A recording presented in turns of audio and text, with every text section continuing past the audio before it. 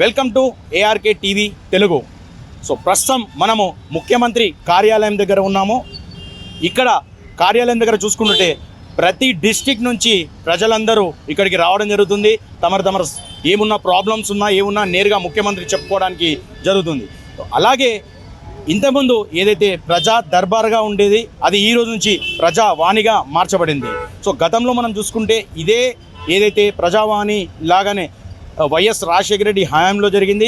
ఆ తర్వాత మాజీ ముఖ్యమంత్రి కేసీఆర్ వచ్చాక ఏదైతే ఎవరిని రానియకుండా గోడలు నిర్మించడం జరిగింది. సో అవన్నీ ఇప్పుడు ఏదైతే కొత్త ముఖ్యమంత్రి రేవంత్ రెడ్డి గారు ఏవైతే ఈ నిర్బంధం అన్నీ తీసిన తర్వాత ప్రజలు నేరుగా ముఖ్యమంత్రికి చెప్పుకునే విధంగా ఏర్పాటు చేశారు. సో ఇది మంగళవారము శుక్రవారము ఈ 2 రోజులు, వారంలో 2 రోజులు ఉంటుంది అని చెప్పారు. సో అలాగే ఇక్కడికి ప్రతి జిల్లా నుంచి ప్రతి నగరం నుంచి వస్తున్నారు. సో కొంతమంది ఇక్కడ ఉన్నారు, వాళ్ళని అడిగి తెలుసుకుందాం. శంకర్ యాదగిరి ఎక్కడి నుంచి వస్తున్నారు? భువనగిరి. ఏం సమస్య? అది పాస్బుక్ లేదు, 5 ఏళ్ళ నుంచి పాస్బుక్ లేదు సార్. రైతు బంధు లేదు, ఏం లేదు. తిప్పలా పెడుతున్నాడు సార్. ఇప్పుడు దరఖాస్తు ఇచ్చిన నాకు స్టాంప్ ఏం వేసేయాలి, మెసేజ్ వస్తుంది ఫోన్ అన్నారు. మరి నాకు బాధలు, కొడుకులు గంజిపోతలేరు, భూమికి ఆనిస్తలేరు, పాస్బుక్లోకి బంద్ పెడుతున్నారు. ఒక కొడుకు చాచున్నాడు, నాకు బాధ సార్. పెడతా నాకు ఎట్టుకెళ్ళి పాస్బుక్ వచ్చి రైతు బంధు వస్తుంది, ఇంత జీవితం అన్న నడుతుందని చూస్తే రాణిస్తలేరు, కొడుకులే రాణిస్తలేరు. మండి గారు ఇక గవర్నమెంట్ కొడుకులు ఒకటయి నన్ను ఇబ్బంది పెట్టి కాళ్ళీగా కొట్టిండ్రు. పేపర్ అని పెట్టాడ చూసి. సో మరి ఇప్పుడు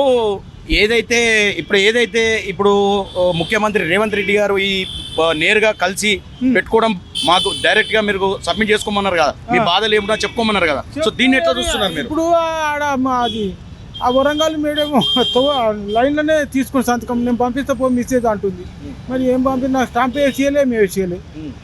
మరి అది ముడుతుందా సార్కు? జీవన్ రెడ్డి దగ్గర బోనిస్తలేరు. ఇతర లైన్లోకి వెళ్ళి తీసుకుని దరఖాస్తు తీసుకొని సైన్ పెట్టింది దాని మీద. అంటే ఇప్పుడు ఇది ఏమవుతుంది అంటే ఏదైతే నువ్వు దరఖాస్తు తీసుకున్నావో ఆ దరఖాస్తు అధికారుల దగ్గరికి వెళ్తుంది, అధికారుల నుంచి నేరుగా నీ సమస్య తీరుతుందని ముఖ్యమంత్రి గారు చెప్పారు. చెప్పింది కానీ ఆయన నాకు గెలవనీయలే. ఆమెను ఆ వరంగల్ మేడం తీసుకున్నది, ఆ కాగితం మీద సంతకం పెట్టింది.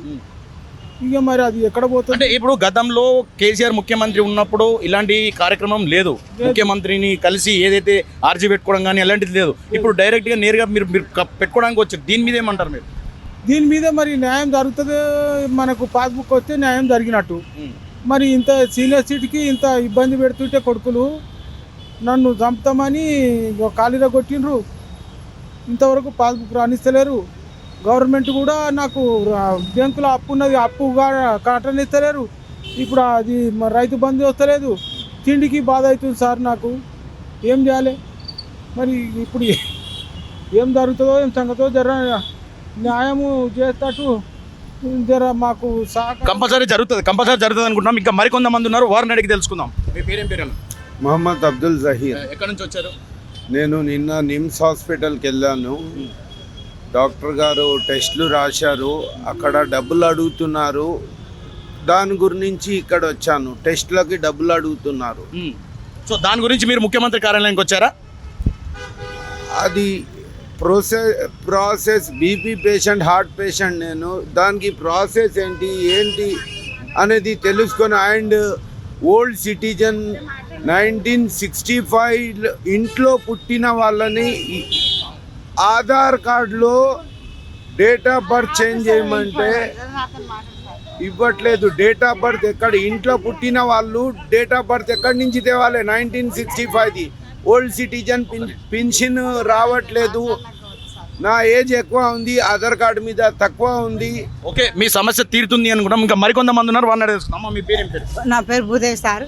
మా ఆయన పేరు దయానంద్. మా ఆయన మాది గోషమేల్. మాకు ఇండ్లు లేవు. 1 రూపాయి కేసీఆర్ 1 రూపాయి ఇవ్వాలి. 10 ఏళ్ళ నుంచి 1 రూపాయి ఒక చెప్పు కూడా ఇవ్వాలి.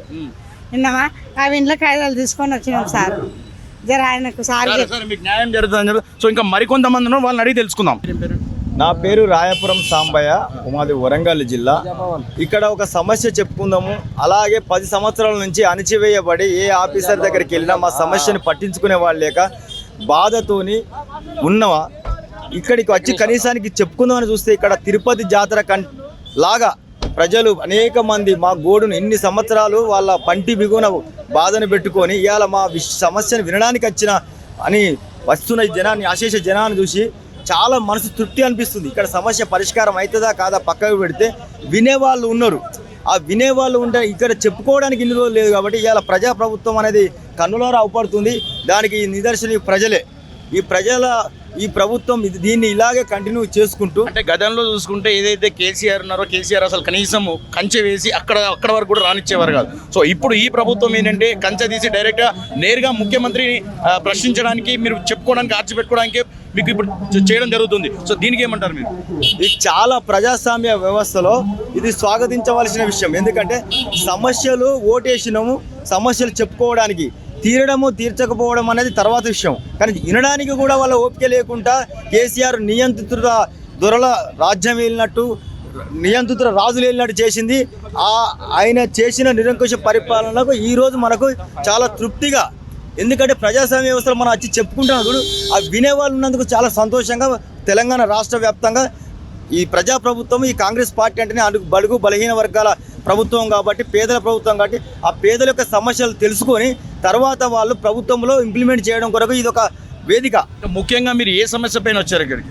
మేము ముఖ్యంగా ఈ గిరిజన సమస్యలు, అలాగే ల్యాండ్ సమస్యలు కూడా చాలా తెలంగాణ రాష్ట్రంలో భూములు రేట్లు బాగా పెరిగిపోయినాయి. ఈ పేదలకు ఇచ్చిన భూములు బడాబాబులు కబ్జా చేసి నయానో భయానో టీఆర్ఎస్ లీడర్లు కబ్జాలకు ఉన్నది కాబట్టి ఆ భూమిని విడిపించే ప్రయత్నంలో మా వంతు సహకారంగా ప్రభుత్వానికి ఒక వినతి ఇస్తున్నాం. వినతి ఇచ్చుకుంటూ ఇవాళ ప్రభుత్వం కూడా ఏం చేస్తుంది, ఇన్ని అనేక లక్షల వినతులు వస్తున్నాయి కదా, దీనికి అంతా రూట్ మ్యాప్ చేసి మళ్ళొక ప్రభుత్వము ఒక క్లియర్ టైటిల్గా దానికి సరైన పరిష్కారం దిశగా ప్రయాణించడానికి ఇది ఒక అవకాశం వచ్చింది ప్రభుత్వానికి. విన్నది కాబట్టి చేయడానికి కూడా ఒక పరిష్కారం. అసలు వినడానికే వానికి అవకాశం లేకుండే కేసీఆర్ వాళ్ళకి సపరికుట సమేతంగా తెలంగాణ ప్రజల గోడెన విన్నరా? ఇంటే కదా నువ్వు ఏ పథకం పెట్టాలన్నది చెప్పింది. అసలు వినలేదు, నీ ఇష్టం వచ్చిన పథకం పెట్టుకున్నావు. కానీ నీ పథకాలు ఎక్కడ పోయినాయి? ఇలా కాంగ్రెస్ పార్టీ వింటుంది, దానికి పరిష్కార మార్గమే ఉంది. దీంట్లో ఒక్కొక్కరికి కూడా ఇండివిజువల్గా పరిష్కారం చేయకపోవచ్చు, కానీ ప్రభుత్వం ఒక పాలసీ తీసుకొచ్చుకొని మొత్తం రాష్ట్రానికి ఈ వినతుల ద్వారా పరిష్కార మార్గం కనుగొంటుందని మేము ఆశిస్తున్నాం. నా పేరు రాయపురం సాంబయ్య. మీ పేరేం పేరయ్యా? నా పేరు నారాంజీ. ఎక్కడి నుంచి వచ్చారు? మీ తలకొండపల్లి మండలం. ఏంది మీ సమస్య ఏంటి? గ్రామం చీపులంతన. అయితే మా భూముల కోసం మేము వీడికి 6 ఏళ్ళు 7 ఏళ్ళు అవుతున్నది కొట్లాడుతున్నాము. కొట్లాడి కన్న బాలవాడి కన్న కేసులు పెట్టి కానీ పెండాల పుస్తకాలు అమ్మి పెట్టాము. ఇంత కష్టపడుతున్నాము, మాకైతే లేదు. అందుకోసం అది మా బాధ మేము చెప్తాం. మరి గతంలో చూసుకుంటే ఏదైతే కేసీఆర్ ఇంతకుముందు మిమ్మల్ని కలవడం కానీ దేని కానీ చేయలేదు. మరి ఇప్పుడు ఈ ప్రభుత్వం నేరుగా డైరెక్ట్ కలిసి మీ బాధలు చెప్పుకోనికే ఇచ్చేసి చెప్పుకోనికే 7 వానికి వచ్చినాము. మా కష్టం ఇంకా ఉంది. జయపాల్ యాదవ్ దానికో తీసి పారేసిన్నాడు, మమ్మల్ని కేర్ చేయలే. ఆడు జంగారెడ్డి గాడు ఆడని ఉన్నాడు, వాడు మమ్మల్ని నష్టం చేస్తున్నాడు. సరే, ఓకే. ఇంకా మరి కొంతమంది ఉన్నారు. అమ్మ మీ పేరు? సుశీల సార్, తలకొండపల్లి మండలం చీపుతల గ్రామం. ల్యాండ్ పలుగుది. మాకు మా అమ్మలది మా అమ్మలది పట్టున్నది. అయితే సారు జంగారెడ్డి సారా ఆయన తీసుకున్నాడు. మాకు పాస్బుక్లు చేసలేడు, మాకు పట్ట చేసలేడు. ఎంత గివులా అయినా కానీ కాలు మొక్కినా కానీ ఆయన చేసలేడు. గుంజుకున్నాడు, మాకేం చేసలేడు. దొంగతనంగా అన్నీ వేసుకుంటుండు. మాకు కావాలి, మాకు భర్తలు లేరు, ఎవరు లేరు. మరి చెప్పుకున్నారా? మరి మీరు ముఖ్యమంత్రికి చెప్పుకున్నారా? సార్ ఇప్పుడు మేము ఇప్పుడే ఫస్ట్ వచ్చినాం. అందుకే మాకు కావాలి, మా పాస్బుక్లు మాకు కావాలి. మేము భర్తలు లేరు, ఎట్లా బతకాలి? మా భర్త పేరు మీద నా పేరు మీద రావాలి. గాయాన్ని గురికి అప్లికేషన్ పెట్టుకోవాలి అని సార్. నేను సార్ రాలేదు, మేడం తీసుకుంది కాగితాలు. అధికారులు తీసుకున్నారు, వాళ్ళు తీసుకున్నాక సరే చూస్తాం పోరు అన్నారు. ఇక మాకు ఏం తీయలేదు. మరి చేస్తారని నమ్మకం ఏంటి సార్ మాకు? మరి సార్ కానీ వస్తే మాట మాట్లాడితే మంచిగా ఉంది. మాకు సార్ కానీ వాడపాయ ఆయన పేరు ఉండేది నా పేరు కావాలి, మా ఆయన పేరు ఉండేది, మా భర్త పేరు ఉండేది నా పేరు కావాలి. జిల్లేడు సౌదరిగూడెం సార్. మాది మొత్తము 7 ఎకరాల 27 కుంటల భూమి సార్. నాకు మొత్తం 7 ఎకరాల 27 కుంటలల్లా 4 ఎకరాల 20 కుంటల మాత్రమే భూమి ఉంది నాకు. ఫస్ట్ కొత్త బుక్లకు ఎక్కింది సార్, 6 ఎకరాల 20 కుంటలు కొత్త బుక్లకు ఎక్కింది. రైతు బంధు పడ్డాయి. రైతు బంధు పడ్డాక మళ్ళీ ఒకసారి రైతు బంధు పడ్డాక కట్ చేసిరు. మళ్ళీ ఒక సర్వే నెంబర్ 38 కుంటలు ఒక సర్వే నెంబర్ కట్ చేసిరు. ఇంకొక సర్వే నెంబర్ 13 కుంటలు కట్ చేసిరు. ఇంకొక సర్వే నెంబరు ఒక దాంట్లో 1 ఎకరా ఎక్కలేదు. ఇంకొక దాంట్లో 19 కుంటలు, ఇంకొక సర్వే నెంబర్ 7 కుంటలు, ఇవన్నీ ఎక్కలేవు సార్. నేను గతంలో ఎక్కడినప్పుడు మీరు ఎంఆర్ఓ ఆర్డీఓ ఆఫీస్కి వెళ్ళారా? వెళ్ళి కంప్లైంట్ కలెక్టర్ ఆఫీస్ అక్కడ ఉంది కదా సార్, కలెక్టర్ ఆఫీసు అక్కడ మాకు తెలియదు సార్. ఆ కార్ మాట్లాడుకొని కార్ పైసలు కట్టి అక్కడ కూడా పోయినాం సార్. కలెక్టర్ ఆఫీస్కి పోతే కలెక్టర్ కలవారు, ఎవ్వరు కలవారు సార్. పోయిన వాళ్ళు పోయినట్టు పేపర్లు తీసుకుంటారు పంపిస్తారు. మా ప్రాబ్లం ఎవరు క్లియర్ చేస్తారు చెప్పండి సార్ మీరే. ఇప్పుడు ఆయన నమ్ముకొని ఆయన ఇన్ని రోజులు ధరణి అని ఇట్లా చేసిండు. మరి వీళ్ళు ఏం చేస్తారో చూడాలి మీరు సరిగా. నాది 1 కాదు 2 కాదు 3 ఎకరాల 27 కుంటలు సార్. నేను ఎవరికి చెప్పుకోవాలి? మా ఆయన చనిపోయిండు, చిన్నగా ఉన్నారు పిల్లలు. నేను ఈ భూమి కోసం తిరుగుతున్నా సార్. నాకు ఏం రీజన్ దొరుకుతుందో ఏం తెలుస్తుందో చూడాలి. ఇక మరి వీళ్ళు అయితే పేపర్లు తీసుకున్నారు, మరి ఏం చేస్తారో చూడాలి. ఇక ఎక్కడి నుంచి వచ్చారమ్మా? సనత్ నగర్. ఏం ప్రాబ్లం? నా డిగ్రీ అయిపోయింది సార్. జాబ్ కోసం 10 సంవత్సరాల నుంచి టీఆర్ఎస్ ప్రభుత్వం చుట్టూ తిరిగిన, మినిస్టర్లను కలిసిన, ఎమ్మెల్యేలకు అడిగిన, ఎవరు ఏం సాయం చేయలేదు. ఏం పనులు కాలేవు. మా నాన్న కూడా హ్యాండిక్యాప్, నేను వచ్చేసి హ్యాండిక్యాప్. మా ఇంట్లో మా అన్న మెంటలీ ఛాలెంజెస్, ఇన్ని ప్రాబ్లమ్స్ ఉంచుకొని నేను వచ్చేసి ఒక ఎస్సీ రిజర్వేషన్, నాది ఎస్సీ క్యాండిడేట్ని నేను. మా క్యాస్ట్ వచ్చేసి ఎస్సీ. ఎంత ప్రయత్నించిన ఎస్సీ కోటలు కూడా ఏమన్నా ఇస్తారంటే ఒక మహిళా రిజర్వేషను, డిగ్రీ రిజర్వేషన్. ఇంత చదువుకొని కూడా ఉద్యోగం లేకుండా పూలు అమ్ముకొని బతుకుతున్నా సార్ ప్రస్తుతానికి. నేను ఆ పూలు అమ్ముకొని బతికిన పైసలతోనే మా అమ్మ వాళ్ళని నేను చూసుకుంటున్నా, మా అన్నని నేను చూసుకుంటున్నా. సార్ రేవంత్ సార్ గెలిచిండు, అందరికి హామీ ఇస్తుండు కదా ఉద్యోగాలు ఇస్తామని చెప్పి. ఉద్యోగం కోసం నేను దరఖాస్తు చేసుకొని వచ్చిన సార్. ఓకే, మా తరఫు నుంచి కూడా మీకు మంచి జరగాలని మేము కోరుకుంటున్నాం. Okay, thank you sir. Warangal నుండి వచ్చినండి. నా పేరు ప్రసన్న. మా పాప కరోనా టైంలో ఉద్యోగం చేసింది. 1640 మందిని నిరుద్యోగాలుగా చేసి బయట రోడ్డు పాలు చేసిన ప్రభుత్వము కేసీఆర్ ఉన్నప్పుడు అట్లా చేసిండు. పర్మనెంట్ జాబులు ఇస్తానని ప్రజలను నిరుద్యోగులను చేసిండు. బయట గవర్నమెంట్ హాస్పిటల్లో ప్రైవేట్లలో 70-80 వేలు ఇస్తానన్నా కూడా వద్దులే, గవర్నమెంట్లో చేస్తే మేము భవిష్యత్తు ఉంటుందని మా పిల్లలంతా నడుము కట్టుకొని అనేక యూతులు నిరుద్యోగులు గవర్నమెంట్లో కిట్లు కట్టుకొని 24 గంటలు 12 గంటలు 6 గంటలు కిట్లు కరోనా కిట్లు విడవకుండా కష్టపడి మరి ప్రజల కొరకు సేవ చేసిన వైద్య సేవ జిఎన్ఎం నర్సింగ్ పిల్లలను ఈరోజు జ్ఞాపకం చేస్తాను. మరి వాళ్ళకి ఏమైనా న్యాయం జరుగుతుందని మా పాప సర్టిఫికెట్లు పట్టుకొని వచ్చినప్పుడు కొండ సుందరేఖ గారు మరి దగ్గర ఉండి తీసుకొని సంతకం పెట్టి తప్పకుండా న్యాయం చేస్తాను సంతకం పెట్టి తీసుకున్నారు. ఈరోజు నేను హైదరాబాద్కు రావడం జరిగినది. మరి మేమందరం అనుకొట్టుకొని కాంగ్రెస్ ప్రభుత్వం వస్తే మరి నిరుద్యోగులకు మరి మంచి జరుగుతుంది, న్యాయం జరుగుతుంది. బయట బజారును పడేసిన కేసీఆర్ ప్రభుత్వం అంతా అయిపోయింది, న్యాయం జరుగుతుందని మేము మా కుటుంబాలు అనేకులు, మా ఒక్క కుటుంబంలో 50 ఓట్లు ఉండే అందరం కలిసి మరి కాంగ్రెస్ తెచ్చుకున్నాము. ఇది మరి కరోనా టైంలో జాబులు చేసిందైతే మరి ఎవరో కాదు, కేసీఆర్ కుటుంబం కాదు, ఎవరు ప్రజలు కాదు. మరి నర్సింగ్ పిల్లలు ఎంతో వైద్య సేవ చేసారు. వాళ్ళ కష్టాన్ని, వాళ్ళ బాధను, వాళ్ళ ప్రాణ త్యాగాన్ని గుర్తుంచుకొని మరి ఈ రోజు కాంగ్రెస్ ప్రభుత్వం అయినా ముఖ్యమంత్రి గారైనా ఇప్పుడు ఏదైతే గత ప్రభుత్వం ఏదైతే ఉందో ఏదైతే ముఖ్యమంత్రి కార్యాలయంకి కనీసం ఆమడ దూరంలో కూడా రానియకుండా కంచె పెట్టారు. సో ఇప్పుడు ఏదైతే కొత్త ప్రభుత్వం వచ్చిందో సో వీళ్ళు ఏంటంటే డైరెక్ట్ నేరుగా చెప్పుకునే పరిస్థితి ఉంది. సో దీనికి ఏమంటారు మీరు? మేము చాలా సంతోషిస్తున్నాం. మాకైతే సమస్య తీరలేదు, కానీ ఇప్పుడే మాకు తీర్చినంత ఆనందం ఉన్నది. అప్పుడైతే ఒక్కరు కూడా దగ్గర రాని, ఎవరికైనా చెప్పుదామంటే ఇప్పుడు 2-3 ఏళ్ళు అయితే జాబులు పోయి ఎవరికి చెప్పుకోలేక ఇటు ధర్నాలు చేసి నిరాహార దీక్షలు చేసి పోలీసుల చేత ఈడవబడి కనీసం ఆడపిల్లలనే జాలి లేకుండా కరోనా టైంలో మరి వైద్య సేవలు ప్రజల ప్రాణాలు కాపాడిందని ఒక కనికరం లేకుండా మా ఆడపిల్లలని చూడకుండా నడి రోడ్డున పడేసిండ్రు. కానీ ఇప్పుడు ప్రజాభవనాలకు డైరెక్ట్గా మేము కలిసే ఆ యోగ్యత మాకు ఇచ్చినందుకే మేము చాలా సంతోషపడుతున్నాము. కేసీఆర్ ప్రభుత్వం అంతా అయిపోయింది, కాంగ్రెస్ ప్రభుత్వంలో మాకు న్యాయం జరుగుతుందని మేము వచ్చినాము. స్వయంగా మంత్రులను కడవడానికి, ఆ భవనాల్లోనికి పోవడానికి మాకు ఇంత వీలును అనుగ్రహించిన మా ముఖ్యమంత్రి గారికి, కాంగ్రెస్ ప్రభుత్వానికి చాలా వందనం. Thank you.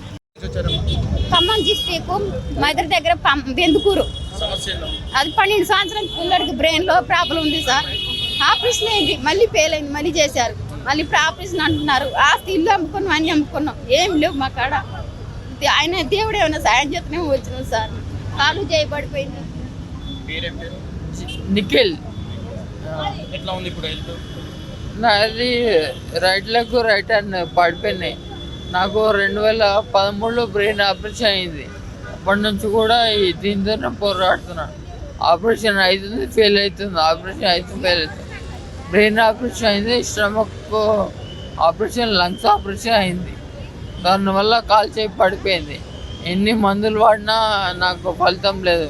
ఆ మందులకి నా చేసే కష్టానికి వాటికే సరిపోతున్నాయి. అందుకే ఇప్పుడు ఇబ్బంది పడలేక మా ఇబ్బందికి మన దారి చూపిస్తాను అనుకొని రేవంత్ గారి దగ్గరికి వచ్చాను అనమాట. ఎక్కడి నుంచి వచ్చారమ్మా? నేను నింగపల్లి పాపడికాల నుంచి వచ్చిన. ఏం సమస్య ఏంది మీది? ఈ బాబుకు పింఛన్ వస్తలేదు, నాకు ఇల్లు లేదు, ఇడుపు లేదు. సార్ దగ్గరకు పోయి పింఛన్ అది ఇచ్చి వచ్చినాము. ఇక చేస్తామని అన్నారు. వాళ్ళ మీద భారం పెట్టినాం. ఇంకా వస్తేనేమో బాగుంటుంది అని అనుకుంటున్నాను సార్. నయోమి, ఎక్కడి నుంచి వచ్చినావమ్మా? షామీర్పేట. ఏం సమస్య మీద వచ్చావు? నాకు పింఛని రాలేదు సార్, ఇల్లు లేదు, నాకు ఏమీ లేదు సార్. మాకు ఈ కిరాయిలు కట్టుకోలేక బాధపడుతున్నాము. రోడ్డు మీద గుడిసెలో ఉంటున్నాం మేము. మాకు ఎవరు సాయం చేస్తలేరు. గతంలో మరి కేసీఆర్ ప్రభుత్వం ఉన్నప్పుడు మీరు ఏం చేసుకోలేదు? చేసుకోలేదు సార్. ఇప్పుడే మీదే సాయం మాకు. అక్కడ లేదు సార్ మాకు. ఇప్పుడే నాకు అసలు పింఛని లేదు. పోయి అడిగితే ఆడుకో ఈడుకో. ఇప్పుడు ఇంతకు ముందు ఉన్న ప్రభుత్వంలో కూడా పింఛన్ కానీ ఏం రాలేదా? రాలేదు సార్, రాలేదు. ఇప్పుడే ఇంకా నాకు వస్తే ఇంకా మీ సాయం మాకు అక్కడ ఏం లేదు. ఇప్పుడు మన కేసీఆర్ వెళ్ళిపోయిన తర్వాత అడిగో కలెక్టర్ ఆఫీస్కి ఏడిగో అయినా సరే రేపు రాపో ఎల్లుండి రాపో అనేవాళ్ళన్న. మా అమ్మకి 2 కళ్ళు కనపడవు మా మమ్మీకి. అయితే మేము ఎంత బాధపడుతున్నామో, నేనైతే ఫుల్ వేసిన. నన్ను కొంతమంది లంచం కూడా అడిగిరన్న. నన్ను లంచం కూడా అడిగిరని. మేము మాకు పెట్టే స్తోమత లేదు, మాకు ఇల్లు లేదు, మేము కిరాయి కట్టలేకపోతున్నాం. మా అమ్మ బాధ ఏంది, పింఛన్ వస్తే ఆమె కాలమే బతుకమని చూస్తుంది. పాపం ఆమె కూడా పింఛన్ వస్తే ఆమె కొద్దిగా బతుకమని ఆమె చూస్తుంది. కానీ మమ్మల్ని రేపు రాపో ఎల్లుండి రాపో రేపు రాపో ఎన్ని రోజులు అని తిరగాలన్న. ప్రభుత్వం ఉంది దేనికి? ప్రజల సమస్యలు తెలుసుకోవడానికి ప్రభుత్వం ఉంటుంది, అంతే తప్ప వాళ్ళందరూ వాళ్ళు చూసుకోరు. మరి ఇప్పుడు గత ప్రభుత్వం చూసుకుంటే కేసీఆర్ అసలు కనీసం కనుమెరుగు కూడా ఇక్కడ రానియకపోయేది. ఇప్పుడు ఈ ప్రభుత్వం చూస్తే డైరెక్ట్గా నేరుగా కలుసుకొని మీ యొక్క ప్రాబ్లమ్స్ చెప్పుకొని ఏర్పాటు చేశారు సార్. దీని మీద ఏమంటారు మీరు?